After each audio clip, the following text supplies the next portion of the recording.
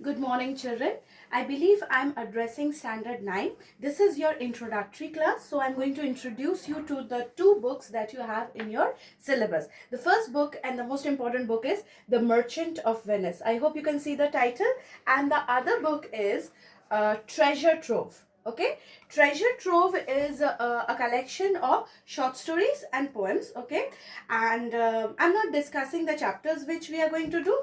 Okay, so in this video, as you have seen in the homework assignment, that you have got questions from the book The Merchant of Venice. Okay, now this book is written by William Shakespeare. Now see children, you and me, we both know that when it comes to English literature, we are well acquainted, whether we know about him a lot or not, that's irrespective of that. Okay, William Shakespeare, this name pops in our mind. Okay, William Shakespeare. Okay, and he was he existed on this earth from around late 1500s and 1600. Okay, 1616 to be precise.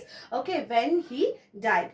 But the question arises now that what makes him so special that he is kind of immortal even now in the world of literature. Okay, his books are translated worldwide into hundreds of languages. Okay, and we have, even as Indians, we have seen movies like Omkara, Haider, which are produced in the form of movies. Okay, but their concept, their story, the plot has been taken from the dramas of William Shakespeare, namely Othello, okay, and Hamlet, okay, and things like that. There are many other names also associated with this transformation of the Shakespearean drama into Indianized movies, and also, stories and movies in other languages. Now, we are concerned with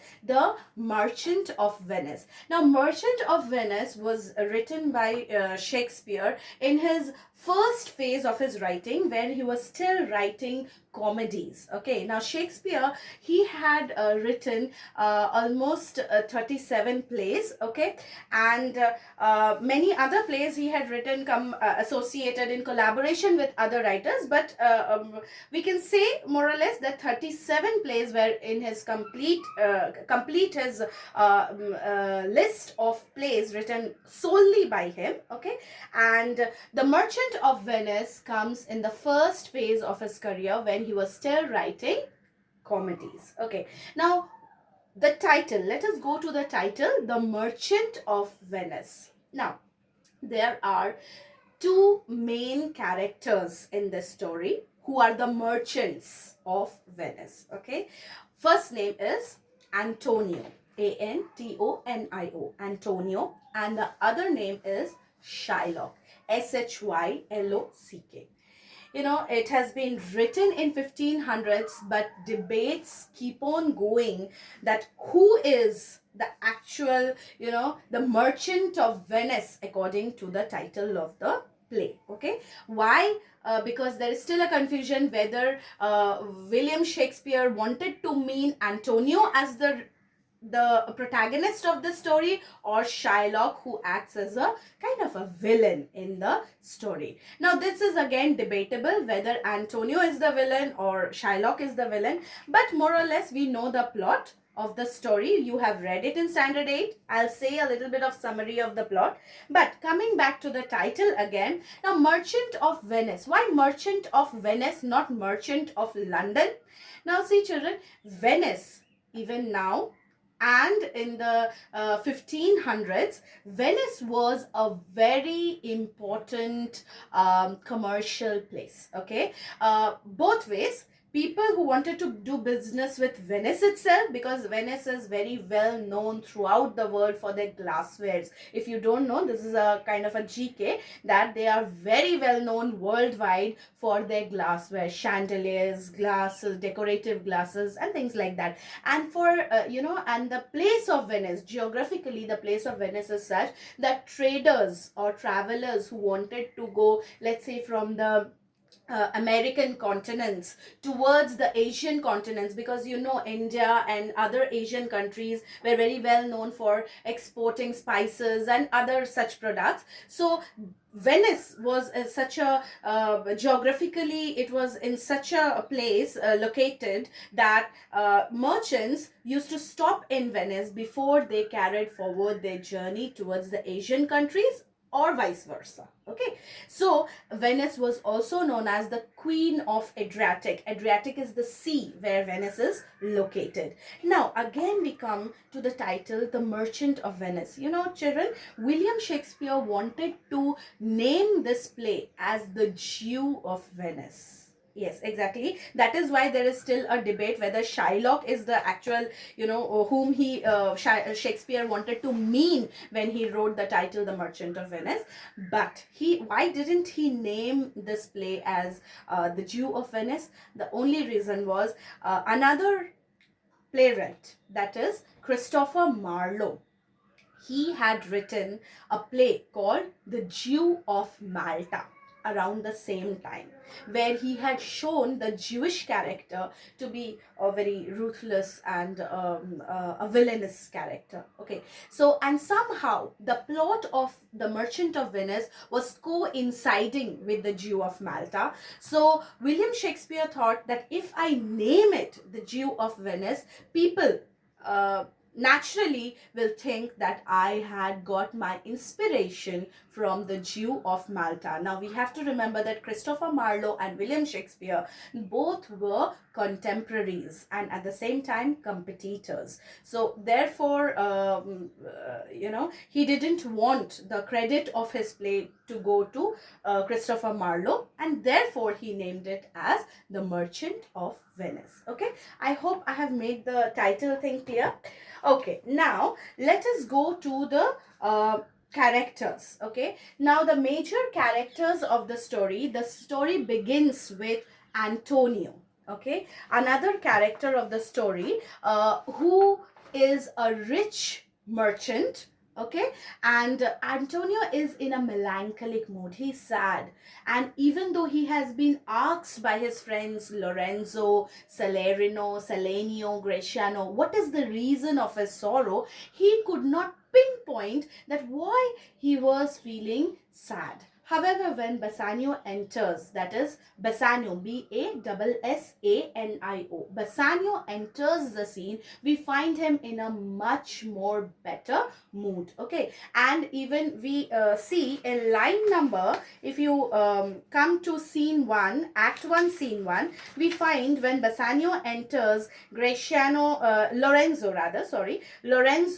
pinpoints in line number 71 that now that Bassanio has come, so we may leave you with better company. So even they know that Bassanio is a very good friend of Antonio, and they are more than happy to leave Bassanio with Antonio. Now, the relationship of Antonio and Bassanio is very, very close. Antonio and Bassanio seem to be sharing every problem and every detail of their life with each other. And that is the reason Bassanio waits for everyone to leave before he discusses with his close friend Antonio that he loves a lady called Portia, who lives in Belmont, and he wants to go and see her and propose her for marriage. Okay, however, Bassanio has a very big flaw in his character, that is he's a spendthrift. That means he lives a very lavish lifestyle, more than his income can permit him. And Antonio, since he was a very rich merchant and he had no family, we do not find the mentioning of any family in the play. So and Antonio even says that it is for Bassanio that I am still alive, otherwise I do not even want to live. So we find that Bassanio is the only reason that Antonio is still living his life. So he even mentions again in act 1 scene 1 when Bassanio says that I have some problem with money, I cannot just go to the the richest lady of Belmont, who is a countess in Belmont, and propose my love. I need to be properly arranging the way I propose to her. So for that, he has come to Antonio for asking financial help. And Antonio, in line number, again, Act 1, Scene 1, in line number, if you go to 161, he says that my purse, my person, and my everything is at your peril, at your disposal. You can use it as you like to gain whatever you want in life. Okay, now this relationship, this needs a lot of loyalty and dedication on the part of Antonio to give his everything to Bassanio. And Bassanio asks for money, that is 3,000 ducats from Antonio. And ducats are silver coins or gold coins in those times. And Antonio says, because he's a rich merchant, so he has invested all his money. He doesn't say I'm poor. Okay, remember, there's a difference between the two. Okay, he says I do not have that amount ready in cash with me to give you, and therefore he says go to the Rialto. Rialto is the business place of Venice harbor. Okay, and he says go to the Rialto, use my credit, use my reputation as a merchant. Also, you have to remember that Antonio was a philanthropist. That means he used to help people financially whenever they needed. Okay, and he tells Bassanio that you go to the Rialto, go to any person you like, whosoever in the Rialto has that amount. It's such a big amount. Anybody who has that amount, ask them that I am the guarantor, I am asking for that money, and take it in my name. Okay, now they search the Rialto, and as fortune may have it, who has that kind of money? The enemy of Antonio, that is Shylock.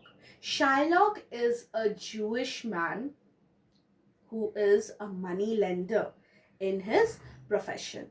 Okay, and therefore arises the enmity between Antonio and Shylock. Remember, children, this enmity is not from the side of Shylock. Though we consider, some of us consider Shylock as the villain. If you read any kinds of notes, they might say that he's the villain. But the reality is, here Shylock does not consider or does not hate Antonio initially. It is Antonio who hates Shylock for two reasons. That is, first reason is he was a Jew.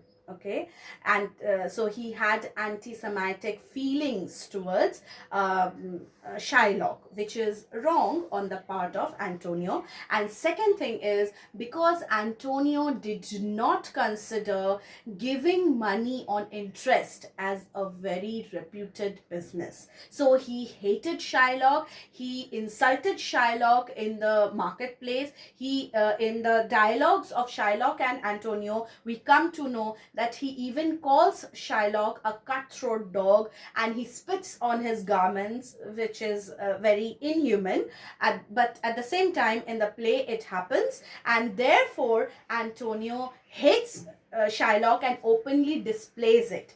Shylock hates Antonio because Antonio hates Shylock and insults Shylock. So this becomes the main plot of the story. So when Bassanio goes to Shylock to ask for the money, the 3,000 ducats as a loan, Shylock wonders, and he even asks Antonio that now you have come to me for the same money which you won, whereby Antonio says that you don't give the money as a friend, but give it as if you are giving it to an enemy, so that if I forfeit the contract that we sign, you may catch me by the hip. That means you can catch me on the lowest possible circumstances. Shylock takes this opportunity to design a bond whereby he says that if Antonio is not able to repay him 3,000 ducats without interest within 3 months, he is entitled to cut a pound of flesh from whichever part of Antonio's body he desires from. Now, the first scene talks only about Antonio and Bassanio and about Bassanio's plan to go to Belmont in order to propose to Portia.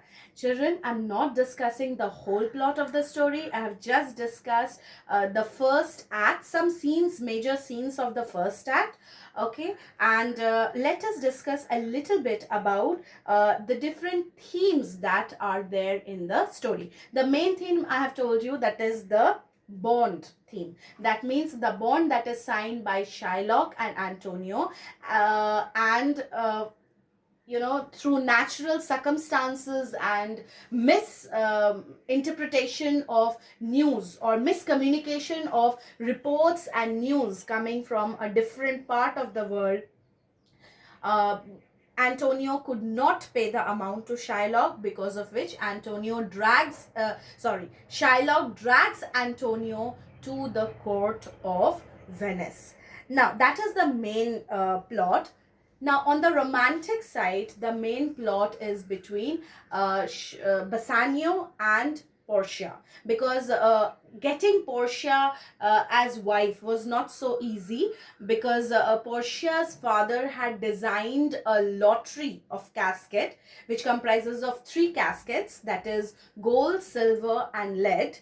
On each of the caskets was inscribed a message, and interpreting the message inscribed on the casket, one had to choose which is the right casket, and the suitor who chooses the right casket would get Portia's hand in marriage. Now, that is one of the main plots. Now, the subplots include there are 2 more romantic stories. One is between Lorenzo and Jessica, Jessica being the daughter of Shylock and Lorenzo being the friend of Jessica, which makes Shylock even more angry, and his whole of his anger is concentrated on Antonio.